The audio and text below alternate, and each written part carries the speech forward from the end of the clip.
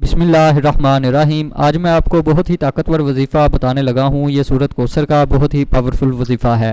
آپ کو یہ وظیفہ صرف 3 دن کرنا ہے۔ صرف 3 دنوں کے اندر اندر آپ کی جو بھی بڑی سے بڑی حاجت ہوگی، جس بھی مقصد کے لیے آپ اس وظیفے کو پڑھیں گے، آپ کا وہ مقصد انشاءاللہ 3 دنوں کے اندر اندر پورا ہو جائے گا۔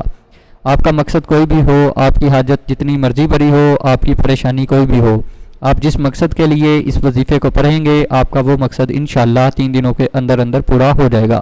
بزرگان دین کا معمول رہا ہے کہ اللہ تعالیٰ کے ساتھ دوستی لگائی رکھنے کے ساتھ حاجات کو پورا کرنے اور مسائل کو حل کرنے کے لیے اللہ سے رجوع کرتے ہیں، اور نمازوں میں دعاؤں میں اسی سے مانگتے رہتے ہیں۔ لیکن اس کے ساتھ ایک اور عمل بھی ہوتا ہے جنہیں ہم وظائف کے نام سے جانتے ہیں، جس میں اللہ تعالیٰ کے محسوس اسم کو یا پھر کسی دعا کو یا پھر قرآن کریم کی کسی آیت کا ذکر کرتے ہیں، جس سے اللہ تعالیٰ اپنے غیب کے خزانوں سے ان کی حاجات کو پورا کرتا ہے اور ان کے مسائل کا حل فرماتا ہے، مشکلات دور کرتا ہے۔ آج ہم آپ کے لیے جو سورت کوثر کا بہت ہی طاقتور وظیفہ لائے ہیں، آپ کو یہ وظیفہ صرف 3 دن کرنا ہے۔ صرف 3 دنوں کے اندر اندر آپ کی جو بھی بڑی سے بڑی حاجت ہوگی، جس بھی مقصد کے لیے آپ اس وظیفے کو پڑھیں گے، آپ کا وہ مقصد انشاءاللہ 3 دنوں کے اندر اندر پورا ہو جائے گا۔ آپ کو یہ وظیفہ صرف 3 دن کرنا ہے۔ وظیفے کی شروعات جمعرات سے کرنا، جمعرات، جمعہ، ہفتہ، ان 3 دنوں میں آپ کو یہ وظیفہ کرنا ہے۔ انشاءاللہ یہ وظیفہ کرنے سے آپ کی ہر جائز حاجت پوری ہوگی اور آپ کی بڑی سے بڑی پریشانی ختم ہو جائے گی۔ آپ چاہیں یہ وظیفہ اپنی شادی کے لیے کر رہے ہیں، یا پھر آپ بے روزگار ہیں، آپ کو کوئی کام نہیں مل رہا، یا آپ کسی دشمن سے چھٹکارا پانے کے لیے کر رہے ہیں، یا کسی کے دل میں آپ اپنی محبت پیدا کرنا چاہتے ہیں، یا پھر آپ کی کوئی بھی حاجت ہو، کوئی بھی مقصد ہو، آپ اس وظیفے کے ذریعے اپنا مقصد پورا کر سکتے ہیں۔ آپ کو صرف 3 دن اس وظیفے کو کرنا ہے، اور انشاءاللہ 3 دنوں کے اندر اندر آپ کا ہر مقصد پورا ہو جائے گا۔ اس وظیفے کو شروع کرنے سے پہلے درود شریف لازمی پڑھیں۔ سورت کوثر قرآن پاک کی سب سے چھوٹی سورت ہے۔ وظیفے کا طریقہ جاننے سے پہلے سورت کوثر کا شان و نزول سنتے چلیں۔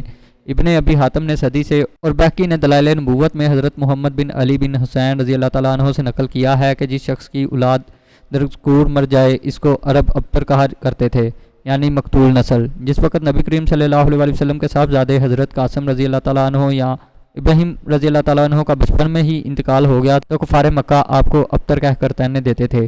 ایسا کہنے والوں میں عاص بن دائل کا نام خاص طور پر ذکر کیا جاتا ہے۔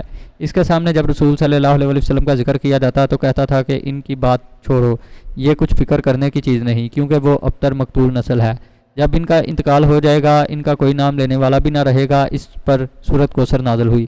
بعض روایات میں ہے کہ کعب بن اشرف یہودی ایک مرتبہ مکہ مکرمہ آیا تو قریش مکہ اس کے پاس گئے اور کہا کہ کیا آپ اس نوجوان کو نہیں دیکھتے جو کہتا ہے کہ وہ ہم سب سے دین کے اعتبار سے بہتر، حالانکہ ہم حجاج کی خدمت کرنے والے ہیں اور بیت اللہ کی حفاظت کرنے والے ہیں اور لوگوں کو پانی پلانے والے ہیں۔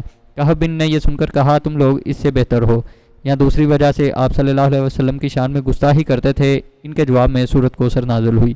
اب آئیے وظیفے کا طریقہ ملاحظہ فرمائیں۔ آپ کو وظیفے کی شروعات جمعرات کی نماز فجر سے کرنا ہے۔ جمعرات کے دن سے صبح نماز فجر کے بعد اول و آخر درود شریف کے ساتھ 129 مرتبہ سورت کوثر پڑھیں۔ صبح نماز ظہر پڑھ کر اس وظیفے کو کریں، پھر نماز عصر پڑھ کر اس طرح اول و آخر درود شریف کے ساتھ 129 مرتبہ سورت کوثر پڑھیں۔ نماز مغرب میں پھر نماز عشاء کے بعد بھی اسی طرح اول و آخر درود شریف کے ساتھ 129 مرتبہ سورت کوثر پڑھ لیں۔ اس وظیفے کو پہلے دن ہی کہ 3 دنوں تک کرنا ہے۔ آپ کی کوئی بھی حاجت ہو، کوئی بھی مقصد ہو، اس کو ذہن میں رکھ کر آپ کو یہ وظیفہ کرنا ہے۔ وظیفہ کرتے وقت پورا دھیان آپ کا وظیفے پر ہونا چاہیے، دل میں کسی بھی قسم کا شک نہ آنے دیں، پورا دھیان وظیفے میں رہے۔ انشاءاللہ اس وظیفے کو کرنے کے بعد آپ کی اللہ سے مانگی ہوئی ہر دعا قبول ہوگی۔ یہ اعمال قرض سے نجات اور دیگر مالی گھریلو پریشانیوں کے لیے اکثیر کا درجہ رکھتا ہے۔ یہ عمل کرنے والے لوگ مایوس نہیں رہ سکتے، ضرور آزمائیں اور فائدہ اٹھائیں۔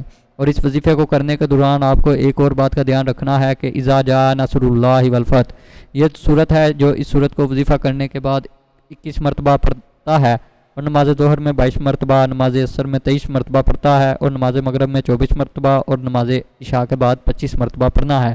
اسی طرح ہر دن پڑھ لیا کریں۔ وظیفہ مکمل ہونے تک پابندی سے اس کی ترتیب پڑھنی ہے، ناغہ نہیں کرنا، اور عمل میں کمی یا زیادتی بھی نہیں کرنی۔ روزانہ کا معمول بنا لیں اور اس عمل سے بھی بھرپور فائدہ اٹھائیں، اور اس عمل کے مکمل ہونے کے بعد پھر اس کی برکتیں دیکھیں۔ تمام دوستوں سے گزارش ہے کہ کمنٹ باکس میں اللہ پاک کے 99 ناموں میں سے ایک نام ضرور لکھ دیں۔